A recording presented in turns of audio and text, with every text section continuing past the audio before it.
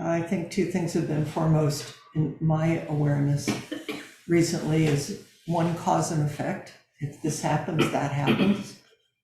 If this doesn't happen, that doesn't happen. Which is, ooh, the key is down there. If we lose that key, something will happen. Why don't you just put it on the chair or something? Which is really the awareness of waking up in the midst of a karmic life is our habits. Habits, because Marianne used that word in her talk. I just wanted to say, everybody's talk was so sweet, and everything that happened around it was so sweet while I was away. And that's just like, if this happens, that happens. It's really sweet that I can go off to Tassajara, and this goes on here, and this going on here goes on there, and it goes everywhere. And that's just such a total delight. As we wake up in the midst of our habit energy.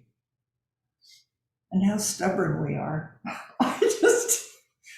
My goodness, human beings and human proclivities and human karma and ancient twisted karma of greed, hate, and delusion to just keep getting it as best we can over and over, how hardwired human beings are. And we're also Buddhas. And that's what we do when we practice, is we help each other wake up for ourselves and for the whole world, because interdependent origination or interdependent co-arising, or it's all alive, connected, intelligent, and it's all relatives, means literally that what happens here affects every place. Earth Dharma is Earth Dharma is so alive and boundless. And the awareness, one of the ways I've always, I care deeply about the earth, the plant, the matterness of it. But I'm also, do you want to turn the light out, or you can go back and adjust? Well, it's my eye condition. Yeah, whatever you need to do, Marilyn. Thank you. Is that, of course, as things become more stressed and strained, there's a trickle-down effect. And of course, it's going to be people at the bottom of the socioeconomic chain, which is usually people of color, are the ones who are going to be most affected. So how we take care of our lives and what's right in front of us is profoundly taking care of the whole.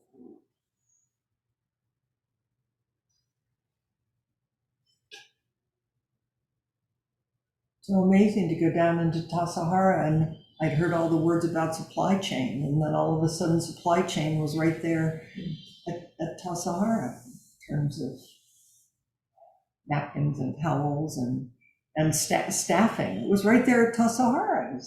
There's not enough people to help take care of things, which is the same thing that's happening, you're reading about in the newspaper and the restaurants up here, and questions about race that are everywhere in the world were right there at Tassajara. And COVID, of course. So what's a bodhisattva to do? That question makes me really happy. What's a bodhisattva to do? Which means there's a path. There's a Four Noble Truth. There is suffering. There's a cause of suffering. There's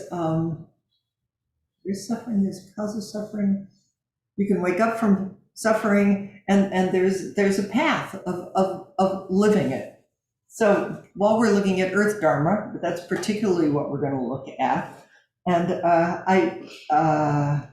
Chelsea brought forward this book, which I went out and ordered right away, one, because you probably know by now I love books. And she recommended it so highly, Spiritual Ecology, The Cry of the Earth. And so far, I think she was spot on. It's got essays by Thich Nhat Hanh and Joanna Macy and Wendell Berry. and Bill Plotkin, and on and on. But I wanted to start by the preface to the second edition. This book was first published in 2013. And she says, she being Wen Von Lee, that at that point in 2013, a spiritual dimension to our ecological crisis was still a fringe idea. And then she reminded us, because I'd forgotten, we studied it at Every Day's End, maybe we studied it here, is Pope Francis issued an encyclical called On Care for Our Common Home. And how important that was, calling for us all to see the unprecedented destruction of ecosystems we are visiting upon the earth is rooted in urgent spiritual and moral questions, and requires from us a spiritual and moral response. You think, oh, well then I guess we're in the right place at the right time. This is what Bodhisattvas do. This is what our practice is. Pope Francis chose to be named after a saint who loved and protected creation, whose life was grounded in love for all of God's creation, and who saw all creatures as his brothers and sisters. In this powerful and evocative encyclical, Pope Francis speaks of the earth as our sister, Mother Earth, who now cries out to us because of the harm we have inflicted on her. Listen to her. That's our job. That's really what Zazen is. It's listen deeply. For Pope Francis, as for his namesake in whose voice he speaks, the idea of the earth as a living being, whose cry we can and now must hear, is not a fringe or new age idea. It is a reality we must respond to. The suffering of the earth is as real as the suffering of the poor, on whom the burden of this crisis falls most heavily. We must, he tells us, hear both, the cry of the earth and the cry of the poor. The earth herself, burdened and laid waste, is among the most abandoned and maltreated of our poor. Makes me want to just touch the earth. Kind of healing and kindness and well wishes, with the feeling of that when we do that and send that wishes through the bottom of our feet and expand our bodies and hearts and minds and touch the earth, just as the Buddha did when he sat down to wake up under the Bodhi tree, is that it resonates everywhere. We think we're powerless, and we're not. We just have to remember. We just forget and we remember. Pope Francis says, rather than a problem to be solved, the world is a joyful mystery to be contemplated with gladness and praise. Which is what's so beautiful to me, is that if you touch the earth, you can hear her cries, but if you miss the mystery and the beauty and the gladness, which is why we put flowers on the altar, and offer rose petals and light and song and chant and our bodies and bowing and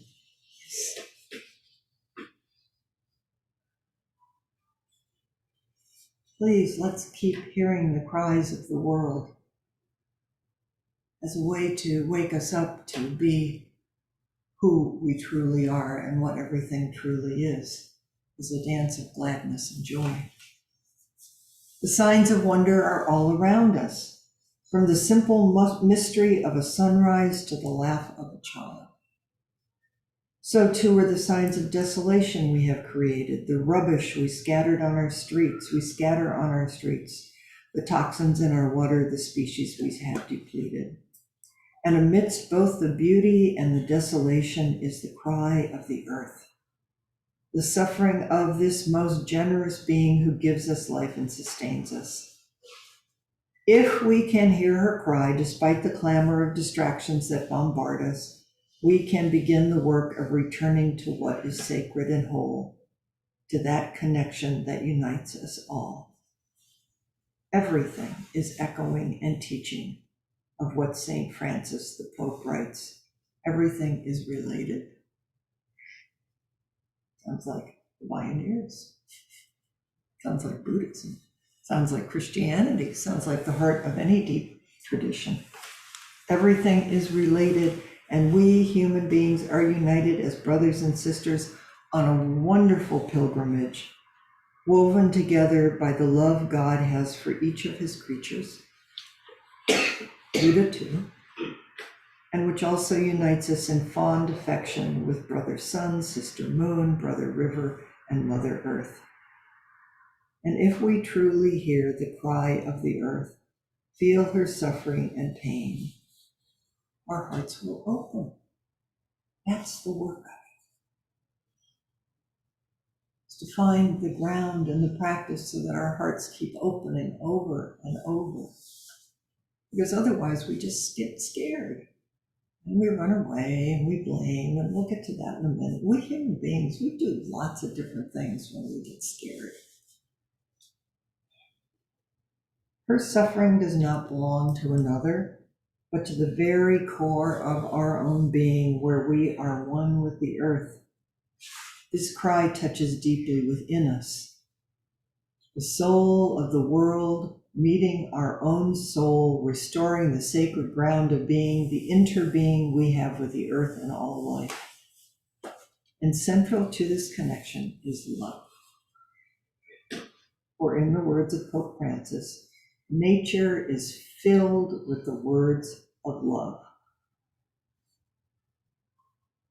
Nature is filled with the words of love.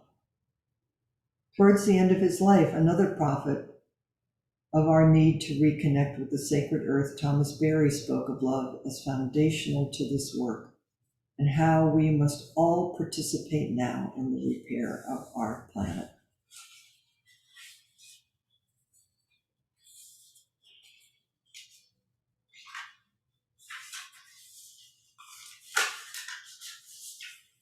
Wendell Berry says, "The care of the earth is our most ancient and most worthy, and after all, our most pleasing responsibility.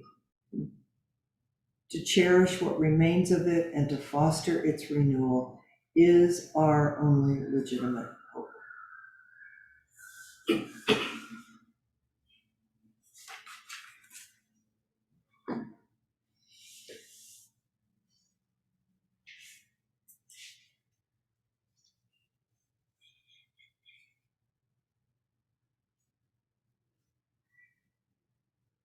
So here's something that I found from Nepal. Way over there, right? Those people way over there up in the mountains. They probably don't have much to do with us. Same way maybe Tassajara feels like Tassajara closing for the summer doesn't have anything to do with us, and it clearly does. It's affecting everybody.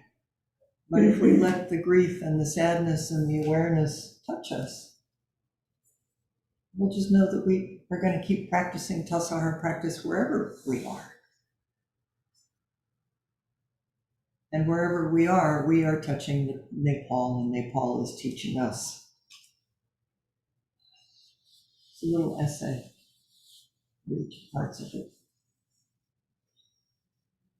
There was a red cloud in the sky the other morning, says Bempa Bhuti Sherpa, a yak herder in the Himalayan village of Walung in the Tonglam district of northeastern Nepal. Makes me think, oh, there was a dark cloud in the Texas town, Uvalde. Am I saying that right? It's like the weather. It's just here were Nepal, it was a red cloud. And this yak herder knew. It means it might snow tomorrow. Speaking in November 2021, she has a vested interest in foreseeing the snow's arrival because her herd is scattered across the upper reaches of the Tamor Valley in which the town is situated. And if the animals aren't brought down before the heavens open, she'll be cut out from them. If the grass is buried under a thick blanket of snow, the yaks could starve without supplementary fodder. Considering the sky's signal, Pemba collects the animals in anticipation. Think how much you'd have to listen to the earth if you took care of yaks in the mountains. But the next day, the snow does not arrive. And when it finally comes, December 29th, it comes all at once. 3 feet fall within hours. 1 foot for each month the snowfall has been delayed. When Pemba was a child, the first snows used to fall in September. Now, after one roof collapses under the groaning weight of snow, the other villagers take to their rooftops to shift the drifts. This ritual used to happen 6 or 7 times in a winter, but these days, with the village experiencing less snowfall than in the past, it's rarely necessary. Everything's changing. This unanticipated blizzard is a blow for the herders. Until a day before, the weather had been clear, showing none of the traditional indicators of snowfall, such as the guzig, wispy ropes of clouds draped around the stars. Sometimes I feel this, especially when I go out camping. I feel it when I'm down at Pasahara too. Anytime when I'm out closer to nature, you just realize how much people who were deeply connected to the earth could read the weather. They just knew it, and the sun and the moon and the seasons and the stars. And now I kind of look up and I think, oh, it's really beautiful. But to know it that intimately, the way this yak herder knows. So the wispy clouds that draped between the stars. The yaks were roaming freely across the valley when they were suddenly stranded by snowdrifts. And beyond the reach of herders, 6 or 7 yaks perish in the hills from starvation or avalanches, representing a loss of 960,000 Nepalese rupees, nearly $8,000 for their distraught owners. These events are grimly familiar to Pemba. After similarly unpredictable and disruptive snowfall 2 years ago, she lost half of her 90-strong herd, incurring losses worth tens of thousands of US dollars.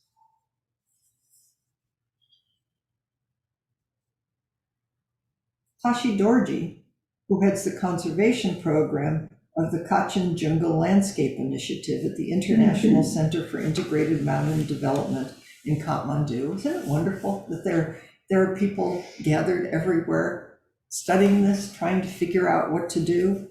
But he says, and what is happening, this tale is far from unique in Walloon. This winter, he says, over 100 yaks died in Bhutan due to unusually heavy snows. The fatalities topped 300 in northern Sikkim. While vegetation changes, disease and water scarcity have all taken their toll in the eastern Himalayas. Erratic snowfalls can be the final death knell for valuable livestock. Yak herders are no longer able to depend on their traditional knowledge for forecasting weather. The biophysical and astronomical indicators, astronomical astrology indicators used for generations to make those predications have vanished with climate change. In the Himalayas, climate change is taking place faster than in almost any other region on the planet. I didn't know that. Did you know that? Must be. It's the roof of the world. You think, oh, Tibetan Buddhism came from there because you go up there and it's rarefied and And the wisdom comes, you're more open to the wisdom of the cosmos, but I suppose you're also more open to the distress of the planet.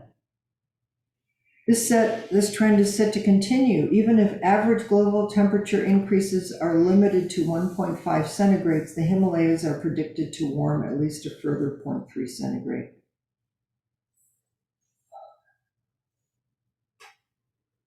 Now, what I want us to pay attention to here is, besides the fact that we need to pay attention to the Earth and all find some way to address climate change, is how universal it seems the human response is to it. What we human beings do. I mean, one, there are wonderful people paying attention and measuring it and getting together in institutes and trying to record all of this. But for many of the Walloon residents, the cause of these environmental changes is unequivocal. It signifies the arrival of Kawa Nungpa, the bad times.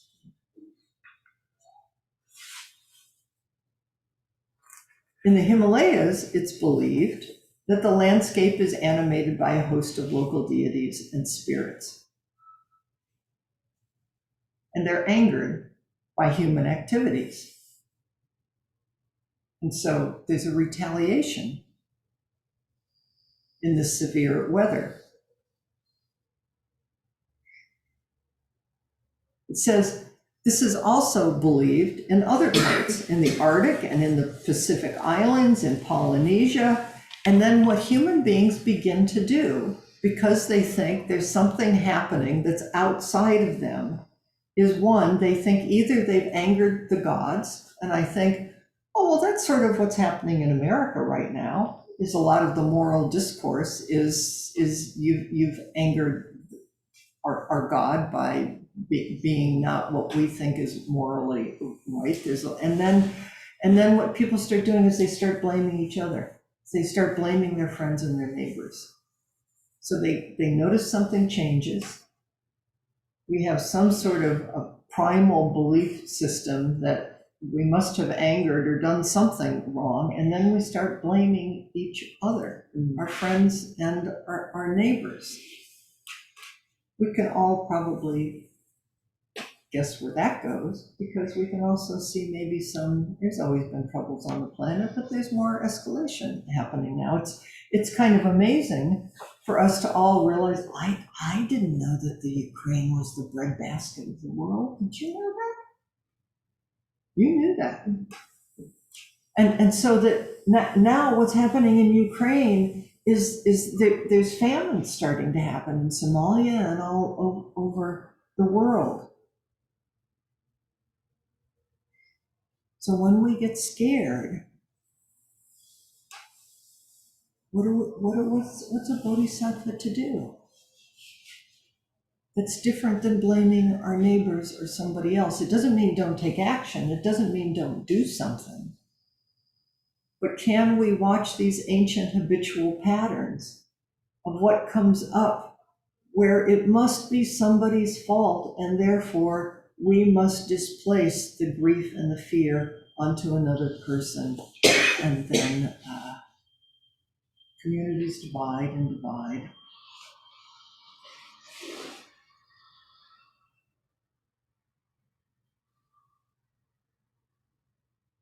It says here,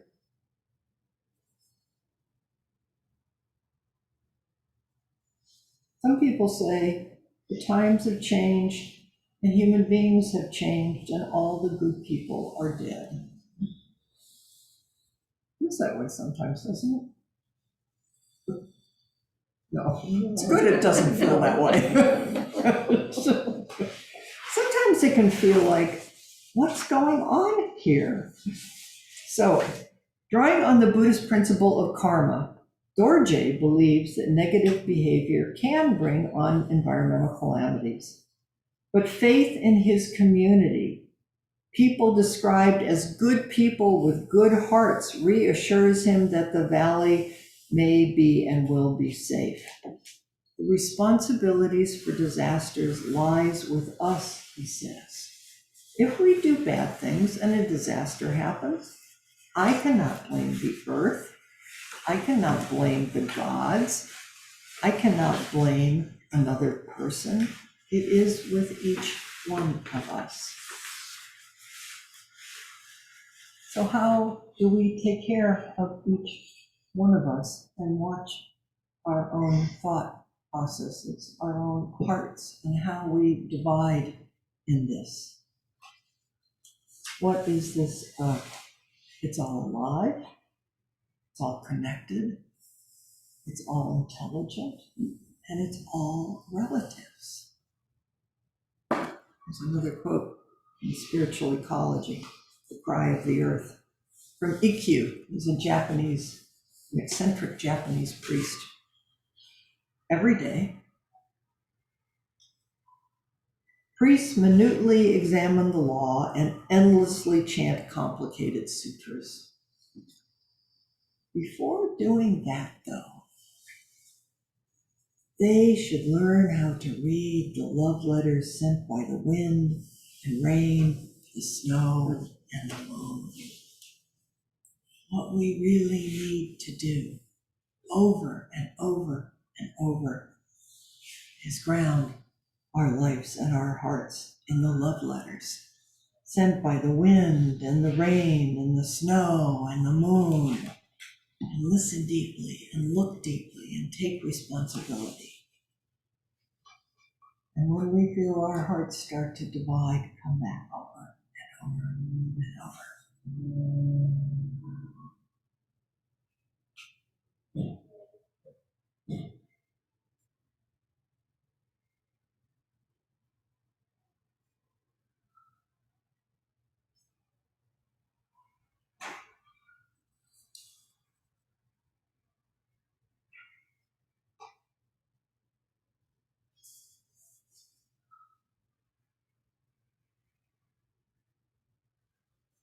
So here's a question.